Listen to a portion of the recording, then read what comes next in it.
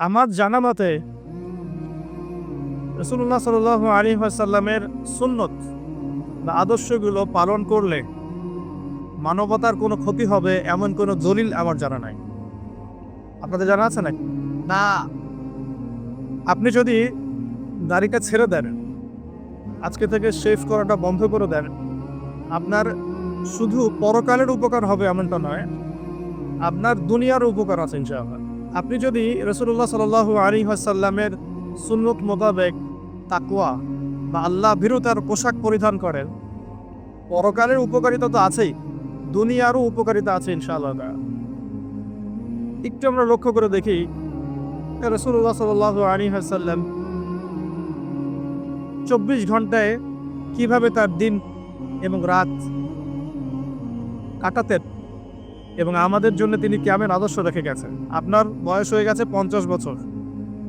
যদি আজকে রাত্রে একটু সততার সাথে ঠান্ডা মাথায় চিন্তা করেন, এই 50 বছরের মধ্যে কত সময় আপনি অযথাই নষ্ট করেছেন, আমি চ্যালেঞ্জ করলাম আপনি পাবেন মিনিমাম 10 থেকে 20 বছর সময় নষ্ট করে ফেলেছেন। এই 50 বছরের জীবনে আপনি টেলিভিশন দেখেছেন 3 থেকে 4 বছর। এই 50 বছরের হায়াতে আপনি শুধু টেলিভিশনে দেখেছেন 3 থেকে 4 বছর।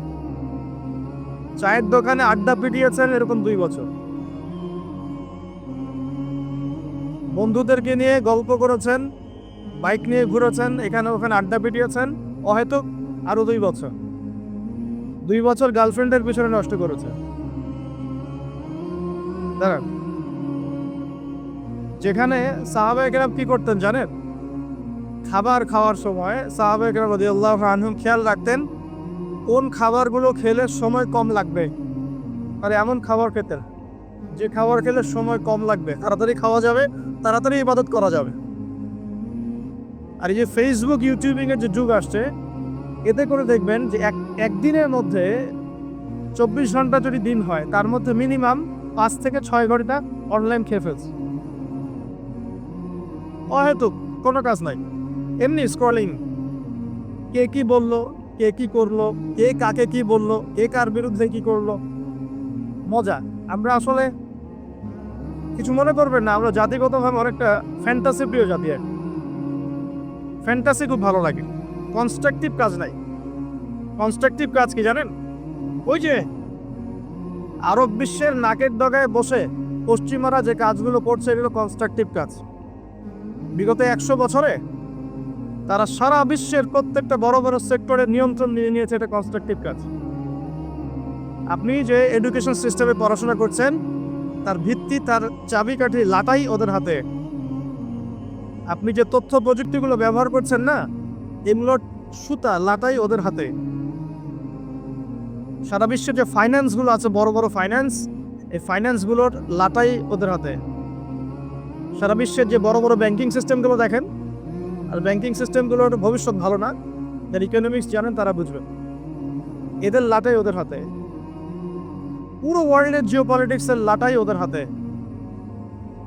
এই কাজগুলো ওরা কনস্ট্রাকটিভলি করেছে, সময় নষ্ট করে নাই বিগত 100 বছরে। আপনাকে আমি ইতিহাস পড়তে বারবারই বলি, আরও একবার রিকোয়েস্ট করছি, বেশি না, 1914 সাল থেকে শুরু করে, প্রথম বিশ্বযুদ্ধ থেকে শুরু করে 2022 সাল পর্যন্ত ওয়ার্ল্ডের হিস্ট্রিটা একটু পড়ে দেখবেন কিভাবে বিশ্ব আজকে এই অবস্থায় এসেছে।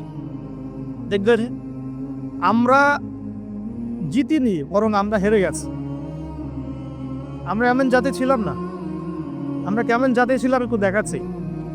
মুসলিম জাতির অবস্থা এমন ছিল যে মদিনার খেজুরের যে ছাদ, খেজুর গাছের পাতার তৈরি ছাদ, আর মাটির মসজিদে বসে মদিনা থেকে ওমর রাদিয়াল্লাহু আনহু, আবু বকর সিদ্দিক, উসমান রাদিয়াল্লাহু আনহু, আলী ইবনে আবি তালেব, 4 খলিফা, তাদের কথাই বলছি। ওই খেজুর গাছের মসজিদের মধ্যে বসে তারা অর্ধেক বিশ্ব শাসন করেছে। অবস্থা দেখেন, আমাদের পরিবারগুলো এত সুন্দর ছিল যে পুরো পরিবারের মধ্যে তালিম, কোরআন, হাফেজে কোরআন, পরিবারের মধ্যে আলেম, মুফতি, মুহাদ্দিসদের ভর্তি ছিল।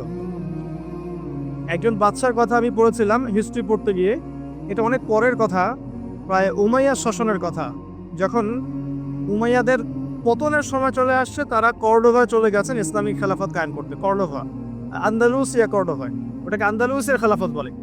ওই সময় রাজার ছেলেকে বিয়ে দেওয়ার ঘোষণা এসেছে, রাজার ছেলেকে বিয়ে দেওয়া হবে। রাজা মানে আমির বিধাচ্ছে এখানে, যিনি রাষ্ট্রের আমির ছিলেন। তো বিয়ে দেওয়ার জন্য মেয়ে খোঁজার জন্য বলা হয়েছে। তো এখন প্রথম দিন ঘোষণা করা হয়েছে যে আপনাদের যার যার বাসায় মেয়েরা হাফেজে কোরআন, রাতের বেলা সেই বাসায় আলো জ্বালিয়ে দিবেন, যাতে পাহাড়ের উপর থেকে রাজা দেখতে পারেন যে কোন কোন বাসায় হাফেজা আছেন। তার মধ্য থেকে চুজ করা হবে একজন মেয়ে রাজার ছেলের জন্য। রাজা মানে আমি বুঝাচ্ছি। তো সেই রাতে তিনি যখন উঠলেন পাহাড়ে, এগুলো সত্য ঘটনা, দেখলেন আন্দালুসিয়ার প্রত্যেকটা বাসার ঘর, এই ঘরের মধ্যে আলো জ্বলছে, প্রত্যেকটা বাসায় হাফেজা মেয়ে আছে। তো এখন তো বিয়ে দেওয়া সম্ভব না সবার সাথে। পরের দিন আবার ঘোষণা আসলো যে এই হাফেজা মেয়েদের মধ্যে যারা তাফসির করতে পারে, কোরআনের মুফাসসির, হাফেজ মুফাসসির কিন্তু এক জিনিস না। হাফেজ মানে আপনি মুখস্থ করেছেন কোরআন, মুফাসসির মানে আপনি কোরআন একদিন ব্যাখ্যা বিশ্লেষণ সহ আপনি অনুবাদ করতে পারেন, তাফসির করতে পারেন। পরের দিনও দেখা গেল সেম চিত্র, সবার ঘরে ঘরে আলো জ্বলছে। মেয়েদের কথা বলছে, মেয়ে খুঁজে বেড়াচ্ছে বিয়ে দেওয়ার জন্য। তারপরে আবার ঘোষণা আসলো যারা তাফসির করার সাথে সাথে মুহাদ্দিসা মানে হাদিস মুখস্থ আছে, 10,000, 1,000, 20,000, 1,000, 2,000 এরকম করে যত হাদিস মুখস্থ আছে মুহাদ্দিসা, তাদের ঘরে আলো জ্বলবে। তখন দেখা গেল যে আলো একটু কমে আসছে আর কি, কথা বুঝতে পারছেন, কিন্তু আলোর সংখ্যা অনেক। আবার ঘোষণা আসলো পরের দিন যে এই বাড়িগুলোর মধ্যে যারা ফকি বোঝেন কি, ফিকহের জ্ঞান আছে, গভীর জ্ঞান আছে, কুরআন সুন্নাহর গভীর ইস্তেহাদ করতে পারেন, মুস্তাহিদ এই টাইপের, তাদের বাসার আলো জ্বলবে। তখন দেখা গেল যে আলোর সংখ্যা আরেকটু কমে আসে। এর মধ্য থেকে আমির একজনকে সিলেক্ট করে তার ছেলের সাথে বিয়ে দিলেন। এই ছিল মুসলিমদের অবস্থা।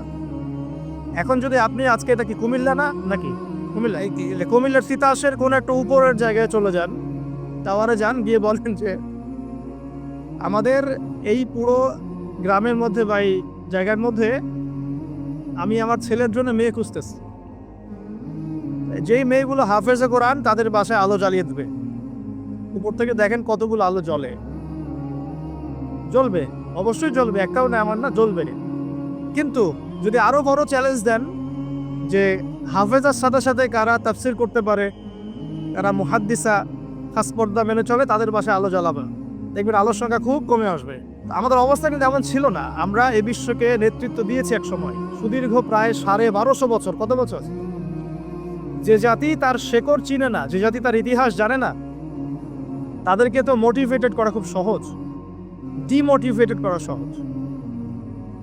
আমাদের তরুণ প্রজন্ম এখন ওয়ার্ল্ড কাপের হিস্ট্রি জানে, এই ব্রাজিল আর্জেন্টিনার হিস্ট্রি জানে, মেসি নেইমারের হিস্ট্রি জানে। দাঁড়ান,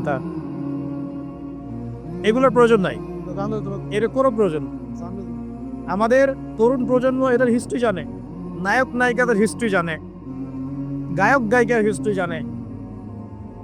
ও যে পতিতা, যেটা আধুনিক পতিতা আর কি, যেটা সরাসরি পতিতার ভিত্তিতে জড়িত না থাকলেও মানুষকে উৎসাহিত করে, উদ্বুদ্ধ করে, অশ্লীলতার ফেরিওয়ালা, তাদের হিস্ট্রি জানেন। বলিউড হলিউডের হিস্ট্রি জানে। আমাদের তরুণ প্রজন্ম সব জানে এগুলা, cricket, football, everything. Bollywood Hollywood, বিশ্বকাপ আসলে তো কথাই নাই। কিন্তু আমাদের তরুণ প্রজন্ম আমাদের শেকড় জানে না। কয়জন তরুণ জানে যে আমরা এমন একটা জাতি ছিলাম যারা সারা বিশ্বকে নেতৃত্ব দিয়েছি? নেতৃত্ব দেওয়া ডিফারেন্ট জিনিস, মানে সারা বিশ্বের কোনো কিছুই আমাদের পারমিশন ছাড়া হতো না, এমন একটা অবস্থা ছিল। বিশ্বের কোনো জায়গায় কোনো মুসলিমকে আঘাত করবে, অন্যায়ভাবে তাকে মেরে ফেলবে বা টর্চার করবে, এই সাহস কারো ছিল? এমন যুগ ছিল। মুসলিম পুরুষের কথা বাদ দেন, মুসলিম কোনো নারীর দিকে চোখ তুলে তাকাবে বা তার ইজ্জত হরণ করবে, এমন ক্ষমতাও কারো ছিল না। এটাকে রূপকথার গল্প মনে হচ্ছে না এখন? বিগত 100 বছরে এই পরিস্থিতি দেখে মনে হচ্ছে এমনও কি সময় ছিল? হ্যাঁ, এমন সময় ছিল। এই তো বেশি দিন আগের কথা নয়। ঘরে ঘরে হাফেজ ছিল, ঘরে ঘরে হাফেজ, ঘরে ঘরে আলেম, ঘরে ঘরে মুফতি মুহাদ্দিস ভর্তি। শুধু তাই নয়, বিজ্ঞানী দিয়ে ভর্তি, ফিলোসফার দার্শনিক দিয়ে ভর্তি, অ্যাস্ট্রোনমিস্ট দিয়ে ভর্তি, জ্যোতির্বিদ্যায় পারদর্শী, বায়োলজিতে পারদর্শী, কেমিস্ট্রিতে পারদর্শী, এরকম ঘরে ঘরে ছিল। বর্তমান বিশ্বের যে শিক্ষা সেক্টরগুলো আছে প্রত্যেকটা সেক্টরের ভিত্তি মুসলিমরা দিয়ে দিয়েছে বিশ্বকে, জানেন? এই যে অর্থনীতি নিয়ে আমরা এত বাড়াবাড়ি করি না, সবচেয়ে সেরা অর্থনীতি শিখিয়েছেন ইউসুফ আলাইহিস সালাম। কে শিখিয়েছেন? সূরা ইউসুফ পড়ে দেখেন। আমরা সূরা ইউসুফ এর নাম শুনলে মনে করি ইউসুফ মানে ইউসুফ জুলেখা, ইউসুফ জুলেখা, তাই না? মাথায় চলে আসে ইউসুফ আর জুলেখা। ইউসুফ আলাইহিস সালাম কি ছিলেন? খুব সুন্দর দেখতে ছিলেন, এতটুকু জানি আমি। ইউসুফ আলাইহিস সালামের বাহ্যিক সৌন্দর্যের চাইতে তার চরিত্রের সৌন্দর্য আরো অনেক বেশি ছিল। তাকে রাজার স্ত্রী অফার করছে ভালোবাসার, প্রেম বিনিময়ের, দরজা লাগিয়ে দিচ্ছে, আর তিনি বলছেন মাআযাল্লাহ, আমি আল্লাহকে ভয় করি। তার চরিত্রের সৌন্দর্য দেখে। খালি আমরা রূপের সৌন্দর্যের কথা বলি, তাই না? ইউসুফ আলাইহিস সালাম যখন কারাগারে, কেন কারাগারে পাঠিয়েছে? বিনা অপরাধে। আর বিনা অপরাধেও মানুষ কারাগারে যায়। কারাগারে যারা যায় তারা সবাই যে অপরাধী এমনটা নয়, বিনা অপরাধেও মানুষ কারাগারে যায়। দাঁড়ান, ইউসুফ আলাইহিস সালাম কেন গেলেন? তাকে অপবাদ দেওয়া হয়েছে, জেনার অপবাদ। নাউজুবিল্লাহ। একদিন দুই দিন না, 7 দিন 10 দিন না, 12টা বছর তিনি কারাগারে। কত বছর? 12 বছর। ওই 12 বছরের মধ্যে তিনি একটা ঘটনা ঘটেছে, 2 জন কয়েদি এসেছে। কয়জন? নতুন কয়েদি। একজন বলছে যে আমি স্বপ্ন দেখলাম যে আমার মাথার মধ্যে রুটি রাখা হয়েছে, এই রুটি এসে পাখি খেয়ে নিচ্ছে। আরেকজন স্বপ্ন দেখলো যে সে রাজাকে শরাব পান করাচ্ছে। ইউসুফ, তোমাকে সত্যবাদী মনে হয়, আমাদেরকে স্বপ্নের ব্যাখ্যা জানিয়ে দাও। এই 2জন ব্যক্তি কিন্তু মুসলিম নন, মনে রাখবেন। এই 2জন ব্যক্তি কি? অমুসলিম, কিন্তু মুসলিম নন। দেখেন, অমুসলিম ব্যক্তির স্বপ্ন সত্য হতে পারে। দলিল, অমুসলিম ব্যক্তির স্বপ্ন কি হতে পারে? সত্য হতে পারে। ইউসুফ আলাইহিস সালাম ব্যাখ্যা করে দিলেন যে শরাব পান করাচ্ছে সে অচিরে ছাড়া পেয়ে যাবে এবং সে রাজাকে শরাব পান করাবে, রাজার ঘনিষ্ঠ হয়ে যাবে। আর যার মাথার থেকে রুটি খেয়ে নেওয়া হচ্ছে তাকে শুলদণ্ড দেওয়া হবে, তার মগজ খেয়ে ফেলবে পাখি। তাই হলো। আর ইউসুফ আলাইহিস সালাম এই ব্যক্তিকে বলে দিলেন যার ব্যাপারে তার ধারণা হলো যে এই ব্যক্তি নাজাত পাবে। ইউসুফ আলাইহিস সালাম এই কথা বললেন এবং যার ব্যাপারে তার ধারণা হলো যে এই ব্যক্তিকে ছাড়া পাবে সেই ব্যক্তি, তাকে বললেন তুমি যখন রাজার কাছে যাবে তখন আমার কথা স্মরণ করো, যে আমি তোমাকে এই কথাটা বলেছিলাম, রাজার সামনে স্মরণ করো। তো ইউসুফ আলাইহিস সালাম এখানে বন্দী, তারা ছাড়া পেয়ে গেলেন। এবার যখন এই ব্যক্তি রাজার কাছে গেলেন, রাজা আবার একটা স্বপ্ন দেখলেন। কি স্বপ্ন দেখলো? সূরা ইউসুফের মধ্যে বলা আছে, পড়ে দেখবেন। রাজা স্বপ্ন দেখছে যে 7টা চিকন গাভী 7টা মোটা তাজা গাভীকে খেয়ে ফেলছে, ঠিক আছে? আর উনি শীষ স্বপ্ন দেখলেন, শীষ, ধানের শীষ, এই টাইপের কিছু। এই স্বপ্নটা তার কাছে অদ্ভুত মনে হলো। 7টা জীর্ণ শীর্ণ গাভী 7টা মোটা তাজা গাভীকে কেমন করে খেয়ে ফেলতে পারে? তিনি খুব টেনশনে পড়ে গেলেন। রাজ্যের সব জ্ঞানী গুণী লোকদেরকে ডাকলেন, এর ব্যাখ্যা কি হবে, কেউ বলতে পারছে না। তখন এই ব্যক্তি যে ছাড়া পেয়ে এসেছে তার মনে হলো যে হ্যাঁ, ইউসুফ নামে একজন ব্যক্তি আছে, সে আমাকে স্বপ্নের ব্যাখ্যা বলেছিল, হয়তোবা সেই স্বপ্নের ব্যাখ্যাটা বলতে পারবে। সে চলে গেল জেলখানায়। সেখান থেকে ইউসুফকে গিয়ে বলল, ইউসুফ, তোমাকে আমরা সত্যবাদী পেয়েছি, এই স্বপ্নের ব্যাখ্যা কি হবে? রাজার স্বপ্নের ব্যাখ্যা। ইউসুফ আলাইহিস সালাম বললেন যে এর অর্থ হচ্ছে যে অতি শীঘ্রই এই মিশরের মধ্যে দুর্ভিক্ষ আসবে। কি আসবে? আচ্ছা, তার মানে দুর্ভিক্ষ শব্দটা কোরআনে আছে। রাজাকে গিয়ে বলো যে ওই মহিলাদের কি খবর, যে মহিলারা ইউসুফ আলাইহিস সালামের ব্যাপারে এরকম অপবাদ দিয়েছিল। তখন এই ব্যক্তিকে রাজাকে বলল, ওই মহিলাদের কথা তিনি জিজ্ঞাসা করেছেন। তখন রাজা বলছে যে ইউসুফ নির্দোষ ছিল। সেই মহিলারা স্বীকার করলো যে ইউসুফ নির্দোষ ছিল, আসলে আমরাই তাকে ওয়াসওয়াসা দিয়েছি, আমাদের দিকে প্রলুব্ধ করেছি। রাজা বলেন তাকে বের করে নিয়ে আসো। ইউসুফ আলাইহিস সালামকে বের করে আনা হলো। আনার পর তাকে বলা হচ্ছে এই স্বপ্নের ব্যাখ্যা কি হবে এবং এর সমাধান কি। ইউসুফ আলাইহিস সালাম বলছেন যে ব্যাখ্যা হচ্ছে এই যে আপনার এই রাজ্যে দুর্ভিক্ষ আসবে, তবে আপনি যদি আমাকে খাদ্য মন্ত্রণালয়ের দায়িত্ব দেন তাহলে এই সমস্যা আমি মোকাবেলা করতে পারবো ইনশাআল্লাহ। আমি বিশ্বস্ত এবং আমার এই বিষয়ে জ্ঞান আছে। কে বলেন এটা? ইউসুফ আলাইহিস সালাম। এবার জেলখানা থেকে আল্লাহ পাকের তাকদীর দেখেন, জেলখানা কুয়ার মধ্যে ছিলেন, কুয়া, বাবার খুব কাছের সন্তান, তাই না? ইয়াকুব আলাইহিস সালাম খুব কাছের সন্তান, সেখান থেকে ভাইদের ষড়যন্ত্রে কুয়ার মধ্যে, মনে আছে?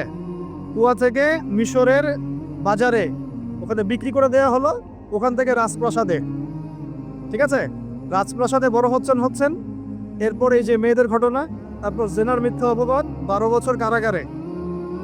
তারপর সেখান থেকে আল্লাহ রাব্বুল আলামিন বের করে নিয়ে আসলেন কোথায়? মিশরের খাদ্যমন্ত্রী।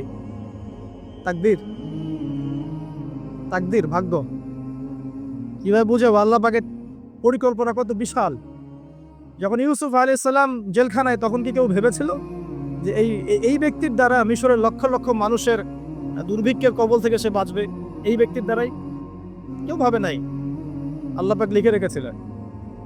এই কারণেই একটা রিকোয়েস্ট করবো এখানে, যে জীবনে চড়াই উতরাই আসবে আপনার আমার সবারই, কোনো অবস্থায় আল্লাহর প্রতি ভরসা হারাবেন না। এটা আল্লাহ রাব্বুল আলামিন আপনার ব্যাপারে পরিকল্পনা করে রেখেছেন।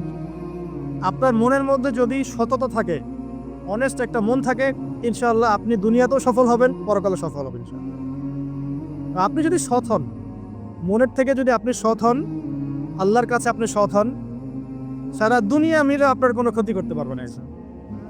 আর আপনি যদি অসৎ হন, মনের মধ্যে অসততা থাকে, দুনিয়ার মানুষ বাহবা দিলেও একদিন ধরা খাবেন ইনশাআল্লাহ। এটা বাস্তব, এর বাইরে যাবে না ইনশাআল্লাহ।